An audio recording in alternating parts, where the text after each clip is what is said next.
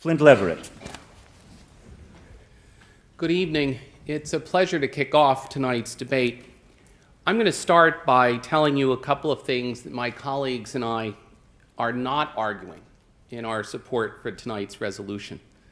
First, in arguing that spreading democracy in the Middle East is a bad idea, my colleagues and I are not arguing that the people of the Middle East, whether defined as Arabs, Muslims, or in any other way, are inherently less capable of democratic development than any other ethnic, cultural, or religious group.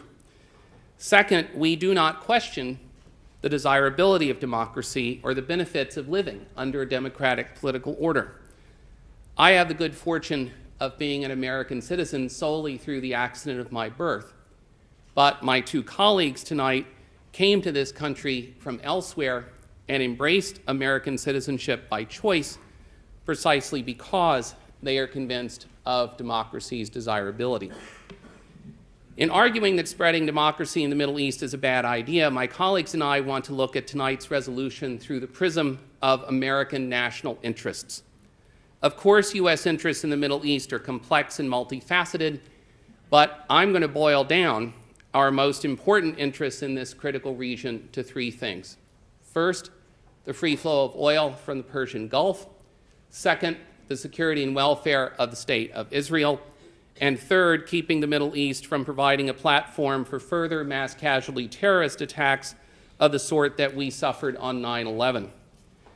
I will argue for tonight's resolution because I believe that promoting democracy in the Middle East is not just not helpful for these interests, it is downright harmful to them. Let's look first at terrorism. President Bush and his administration's defenders have argued since the United States began preparing to invade Iraq that spreading democracy in the Middle East is the essential antidote to jihadist terrorism originating in the region.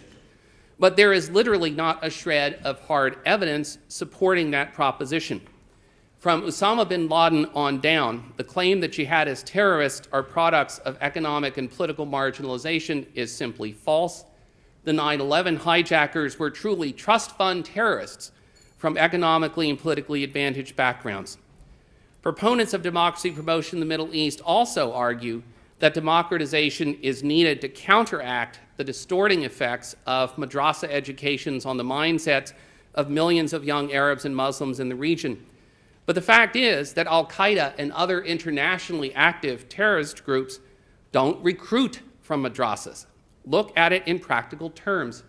To be an internationally active jihadist terrorist, you need, for example, English language skills. You need a certain level of technical competence. Madrasas are not the places where one acquires that kind of skill set.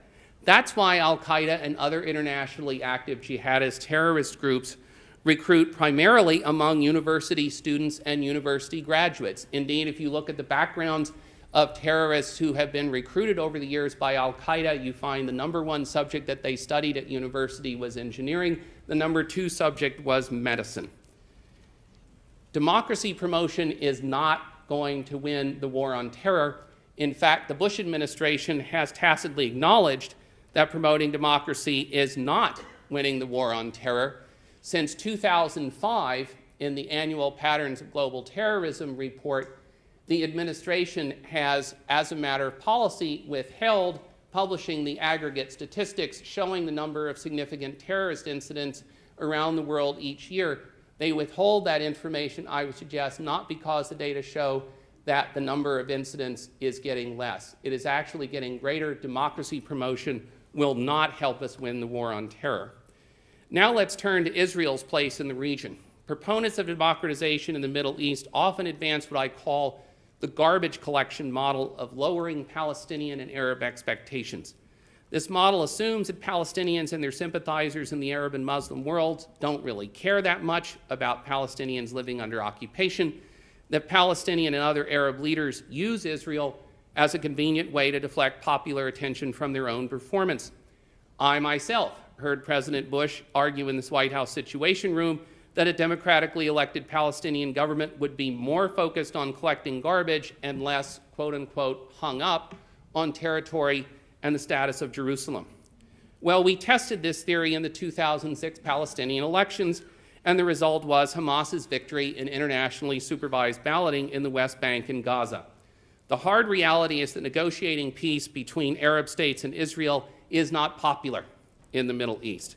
Arab-Israeli peacemaking requires that that the United States work with indigenous regimes in Arab states that are prepared to pursue peace with Israel, not because it is popular, but because those leaders judge it to be in their country's national interest. This is the approach that was pursued by Anwar Sadat in the Camp David Accords. Sadat paid the ultimate price for that initiative, but it is the model that has been followed by his successor, President Mubarak, by King Hussein and his successor, King Abdullah in Jordan. It is the model that is being followed today by Saudi King Abdullah in the Arab League Peace Initiative. Promoting democracy in the Middle East will not enhance the prospects for Arab-Israeli peacemaking. It will, in fact, harm prospects for peace. The same argument can also be extended to eliciting the absolutely essential cooperation of regional regimes to enable the United States to play its critical role as the guarantor of physical security for Persian Gulf oil fields. The legacy of 20th century colonialism in the Middle East, oil concessions, and all the rest mean that it is not popular for regional regimes to cooperate with the hegemonic power. While there is no evidence that democracy reduces the incidence of terrorism, there is ample evidence from places like Egypt and Saudi Arabia that holding more open elections in these and other societies would produce governments that are more anti-American than incumbent regimes. Given this reality, how is it in America's interest to rush these countries' populations into voting booths?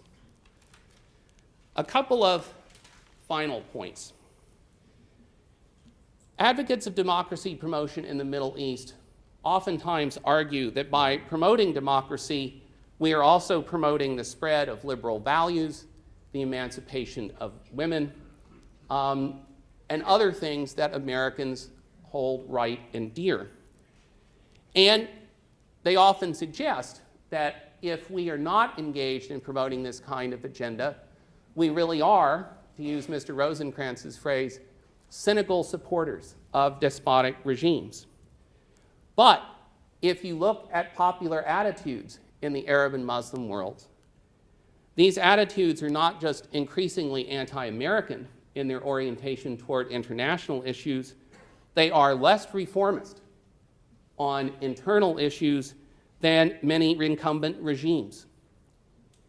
The best hope for modernization and ultimately liberalization in the Arab and Muslim worlds today lies in incumbent regimes who recognize that, first of all, economic modernization is essential to their country's future. Thank you. Flynt Leverett speaking for the motion.